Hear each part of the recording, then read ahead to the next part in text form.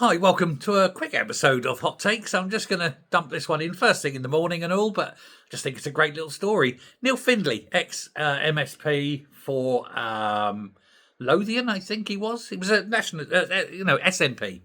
Anyway, he's come out and he's made a bit of a vindictive attack on Anna Sarwar. It's easy enough. It's an easy target, Anna Sarwar, really, isn't it? But he says that Sarwar is leading Scottish Labour to their worst ever defeat in Scotland since devolution. So, all those years, 25 years now. And he's saying that it's because he does not understand the loathing the people of Scotland have for the Labour Party at Westminster yet.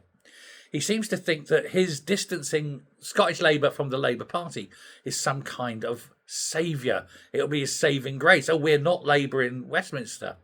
He says, but that's not how the people on the street see it. He says, and of course, as Findlay knows, voters are very fickle. He was there. He got voted out in, was it the last election, 21? Yeah, I think it was. So he got voted out in 21, didn't he? And yet he thought he was safe. He thought he was going to have a good result. And whilst, yes, the SNP did get a fairly good result. They didn't get an absolute majority, of course. They had to go with the Greens. But he was one of those that was,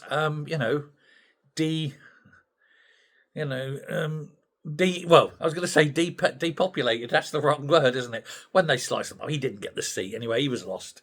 I think he's probably going to try and make a comeback. There's an awful lot of them are.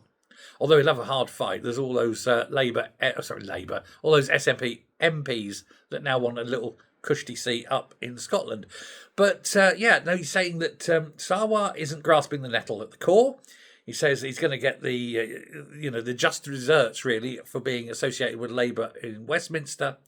He says they don't have any answers. You ask them questions and Sarwar won't answer. He says a lot of the people in the Labour Party, and he says openly he has a lot of respect for a lot of the people in the Labour Party in Scotland. He says he doesn't dislike a lot of them. He says, doesn't agree with the politics. He says, but on a one-to-one basis, he gets on with a lot of them. He says, but Sarwar, he doesn't. He says, Sarwar's odd. He's not a personable person. He doesn't want to interact. He certainly doesn't want to say anything. He says if he says anything, it'll be used against him kind of thing, which is why when anything needs to be said, he sends out Jackie Bailey, perhaps. It's a little bit craven and people are seeing through him. So he says, so Labour are going to suffer. They need, if they want to do anything, to change their leader. But he's saying, please don't until after the election. Hey, I think that's going to happen anyway. I don't think Sarwar will last after this election. And I suspect it will probably be Jackie Bailey, but that's if she wants the job.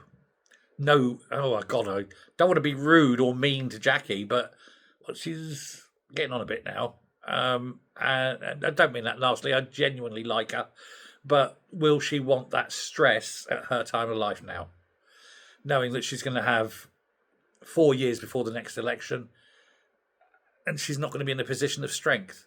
I don't think she would. I think it's something for someone else. That's sad. I mean, if Jackie Bailey was in charge now, I think things would be different, but it's not the case. But there we go. Do you agree with him? Is he right? I think so. Not often I agree with the SNP in anything, but I've got to give him this one.